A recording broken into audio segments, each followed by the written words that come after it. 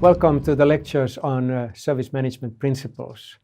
I am Grönroos from Hanken School of Economics. Now, the topic now is the firm-customer interface and its marketing implications. Now, marketing, what is it? Generally speaking, marketing is to make the firm relevant to its customers. In more specific terms, this means that everything that influences the customer's preferences towards a firm and their purchasing decision in the short and longer term is marketing, including sales. We cannot define marketing as being related to a number of decision-making areas or one function in the firm, because then we're not talking the customer's language. Marketing is to make the firm relevant to its customers, and this is marketing in service management. If we start by looking at the consumer goods situation, we can call it outcome consumption, because we as consumers, we consume a product after it has been produced. The marketing situation looks like this: there's production, then marketing, then product consumption. Marketing includes distribution, pricing, promotion, and of course the product.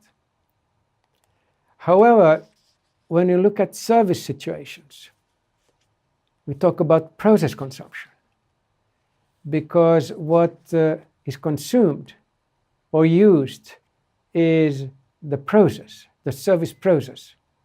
If you think about the industrial maintenance firm that I have used as an example earlier, the firms are doing their maintenance job in the customer's premises. There are people following that, interacting that, seeing what goes on, asking questions, and what they are consuming and using is this process. And then, of course, afterwards, they are realizing that the outcome is what it is, probably good. If you remember the service quality model, the influence on the customer is both the process and the outcome. Now, the dotted area here on the slide is the joint service process, service consumption processes, where the service firm's resources, employees, digital solutions, environments, physical solutions, atmospherics, and all that influence the customer service process. The question is, what's the role of marketing then? Well, there are actually two different kinds of marketing, or marketing takes two natures. First of all, the core of marketing is in the interface between the firm and its customers. In the service management and service marketing literature, it's called interactive marketing. Marketing because it takes place in interactions between customers and the service firm. But of course, there is some need for traditional external marketing, but it's more a support function. Marketing communication, price offers, and so forth are required to make customers interested and to buy. But the most important marketing process is the one that takes place at the same time as the customers consume and use the service. Now, this means that marketing is extended from what it is in consumer goods and what we normally are used to based on traditional models. In traditional goods marketing models, the interactive area, it's non-existent. There's a product instead. And if the product functions well, all is good. However, in services, there are no products. There are processes. Another example would be, again, the neighborhood bar. Go in there to have a beer. What's most important for bringing the customer back is that the bartender is nice, helpful, understanding, and the atmosphere is supportive, not a brochure that the customer might have got home telling that there is this bar now and we have this new assortment of beer, for example, come over. We can use a analysis model called the marketing triangle to get an understanding of the marketing game plan. We have the firm represented by a marketing department. On the top of the triangle, to the right below, we have the market consisting of customers, and to the left, we have a product. And it's a matter of making promises, keeping promises, and enabling promises. Now, in traditional consumer goods situations, promises are made through promotion, price, and place decisions. Promises are kept through the product features, that is the product, and they are enabled through product development. However, in a service context, everything gets more complicated.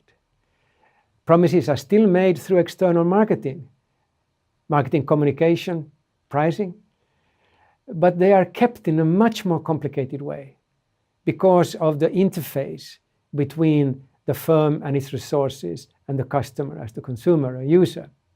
So promises are kept through the service process features. And there we have people, part-time marketers, because they are people who are performing the service. But on the side, the way they are communicating with the customer, the way they are attentive to the customer has a marketing effect. Thus, they are part-time marketers. And then there are other interactive resources, atmospheric resources, processes, physical resources, digital resources. This is what's called interactive marketing in the service marketing literature. And the product, well, it is replaced by resources and processes like employees, technologies, infrastructures, goods, yes, knowledge, and the consumer who is co-producing the service. And again, enabling promises is not a matter of product development only, it's a matter of continuous development of interactive resources. Some of them are products, others are other physical resources, others are systems. And then, of course, internal marketing, which are a matter of preparing the employees interacting with the customers for their tasks as part-time marketers. So, to come to conclusions and comparing the service context with the good context. If we start with the goods context, the game plan is a matter of perform external marketing, then make sure that the product is okay, so the product features will keep the promises, and back this up by product development. Now, it gets more complicated in services because it's the service process, interactive marketing, that keeps promises. Promises are made more or less in the same way. And enabling promises is matter of resource development and internal marketing. If we just look at the people, the marketers, the human beings that are marketing, to the right, in the goods context, there are the full-time marketers, normally in bigger firms in marketing departments, and that's the marketers, including the salespeople. Whereas in a service context, due to the firm customer interface during production of the service and consumption of the service, there are these two types of marketers. There are the full-time marketers in the marketing departments, and then the part-time marketers who are throughout the organizations, in all functions or processes where interfaces with the customers exist and interactions with the customers occur. Next lecture will be on the service profit logic and its management implications. Thank you.